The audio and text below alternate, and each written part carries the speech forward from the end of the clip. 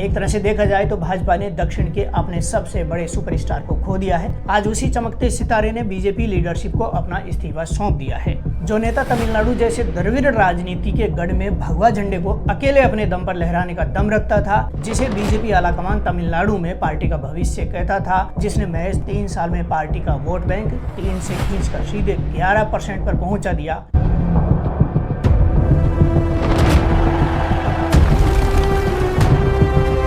राजनीतिक गलियारों से ये ही सनसनीखेज खबर सामने आ रही है कि अन्नामलाई अब अपनी नई राजनीतिक पार्टी बनाने जा रहे हैं। लेकिन इस सब्जेक्ट पर अपनी राय बनाने से पहले रुकिए, क्या अन्नामलाई ने खुद पार्टी छोड़ी है या उन्हें अपनी पार्टी के भीतर इस कदर साइडलाइन कर दिया गया है कि उनके पास इसके अलावा कोई रास्ता ही नहीं बचा था। 2021 में अध्यक्ष बनाए गए अन्नामलाई ने एम मक्कल आंदोलन किया, जिसमें 2024 के लोकसभा चुनाव में शानदार प्रदर्शन किया, लेकिन उसके बाद उन्हें पार्टी अध्यक्ष पद से हटा दिया गया। यहां तक कि विधानसभा चुनाव में उन्हें टिकट तक नहीं दिया गया। आज हम इस महाविस्फोट का इन डेप्थ पोस्टमार्टम करेंगे, क्योंकि जो खेल दिखाई दे रहा है उसमें कहीं ज्यादा गहराई है। कहानी को समझने से पहले थोड़ा पीछे चलते हैं। साल 2020 में एक बेहद कड़क और ईमानदार छवि वाले IPS अधिकारी खाकी वर्दी छोड़कर राजनीति में आते हैं। उनका नाम है के अन्नामलाई। तमिलनाडु की राजनीति, जहां सालों से DMK और AIADMK का एक छत्र राज था, वहां बीजेपी को कोई गंभीरता से नहीं लेता था। 2019 के लोकसभा चुनाव में बीजेपी का वोट शेयर महज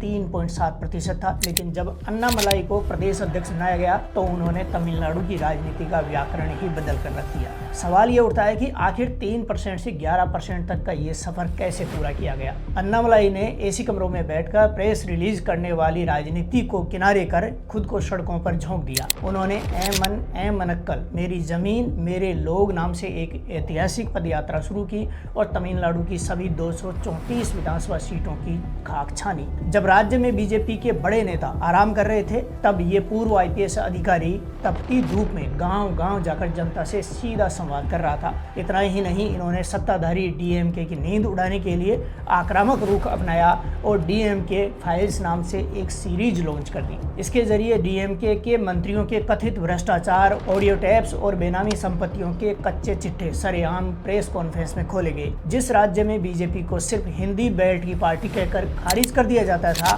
वहां अन्नामलाई ने बीजेपी के इस ठप्पे को मिटाने के लिए तमिल अस्मिता, संगम साहित्य और तिरुकुरल जमकर इस्तेमाल किया। उन्होंने द्रविड़ राजनीति को उसी की भाषा में करारा जवाब दिया। पत्रकारों के तीखे और मुश्किल सवालों का निडरता से सामना करने वाले उनके वीडियो सोशल मीडिया पर आग की तरह फैले। इस अथक संघर्ष, जमीनी पसीने और सिंघम वाली निडर छवि का नतीजा था कि 2024 के लोकसभा चुनाव में भले ही सीटें नहीं आई हों, लेकिन बीजेपी का वोट शेयर इतिहास में पहली बार उछलकर सीधे 11.4% पे पहुंच गया। राजनीतिक पंडित चौंक गए कि द्रविड़ लैंड में बीजेपी इतनी तेजी से कैसे पैर पसार रही है। अब आता है कहानी में वो ट्विस्ट जिसने अन्नामलाई को बगावत के रास्ते पे धकेल दिया। अन्नामलाई का विजन साफ था, वो पॉलिटिक्स में शॉर्टकट नहीं चाहते थे। उनका मानना था कि बीजेपी को तमिलनाडु में बिना किसी बैसाखी के, यानी बिना AIADMK के गठबंधन किए अपने दम पर जमीन मजबूत करनी चाहिए। वो राज्य में एक थर्ड फोर्स बनाना चाहते थे, लेकिन दिल्ली में बैठे बीजेपी के रणनीतिकारों को लगा कि अकेले लड़ने का ये प्रयोग बहुत लंबा वक्त लेगा। जैसे महाराष्ट्र, बिहार जैसे राज्यों में स्थानीय पार्टी के साथ काम किया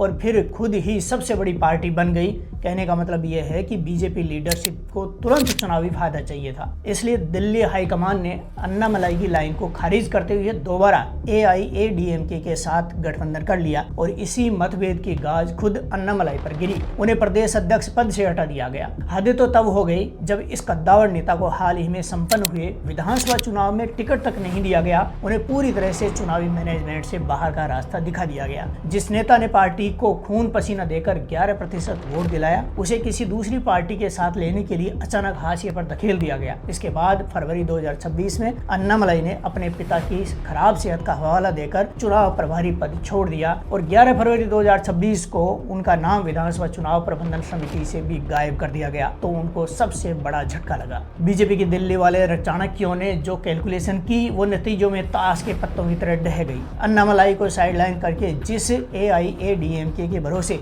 बीजेपी नैया पार लगाना चाहती थी, वो दांव उल्टा पड़ गया। अन्नामलाई के हटने से जो युवा और न्यूट्रल वोटर्स बीजेपी से जुड़े थे वो छिटक गए। नतीजा ये हुआ कि बीजेपी का वोट शेयर वापस गिरकर 3% के आसपास सिमट गया। इसी दौरान तमिलनाडु की राजनीति में एक और एंट्री हुई सुपरस्टार जोसेफ विजय की पार्टी टीवीके की। जो युवा वोटर सभी अन्नामलाई के सिंघम वाले अंदाज को देखकर विकल्प की तलाश में थे, उन्हें विजय के रूप में नया चेहरा मिल गया। यानी बीजेपी की एक गलत रणनीति ने उसे राज्य में सालों पीछे धकेल दिया। अपमान और साइडलाइन किए जाने का ये घूंट पीने के बाद इस पूर्व आईपीएस ने आखिरकार अपना फैसला ले लिया है। दिल्ली में उन्होंने अपना 5 पन्नों का इस्तीफा बीजेपी अध्यक्ष नितिन नवीन को सौंप दिया। पार्टी सचिव BL संतोष से मुलाकात के दौरान अन्नामलाई ने अच्छे संबंधों के साथ पार्टी से अलग होने की इच्छा जताते हुए वह अब अपना खुद रास्ता तलाशने जा रहे हैं। भले ही इस्तीफा दे दिया हो, लेकिन अन्नामलाई चुप बैठने वाले नेताओं में नहीं है। वो अपने जन्मदिन पर एक आंदोलन की घोषणा करेंगे और अगले कुछ महीनों में अपनी नई क्षेत्रीय पार्टी लॉन्च करने जा रहे हैं। द्रविड़ राजनीति का गढ़ रहे तमिलनाडु में भाजपा के राष्ट्रवाद की लहर नहीं चल पा रही है, तो अन्नामलाई की नई पार्टी की आइडियोलॉजी बेहद दिलचस्प होने वाली है। न तो ये पूरी तरह से द्रविड़ होगी और न ही पारंपरिक हिंदुत्व की लाइन पर चलेगी।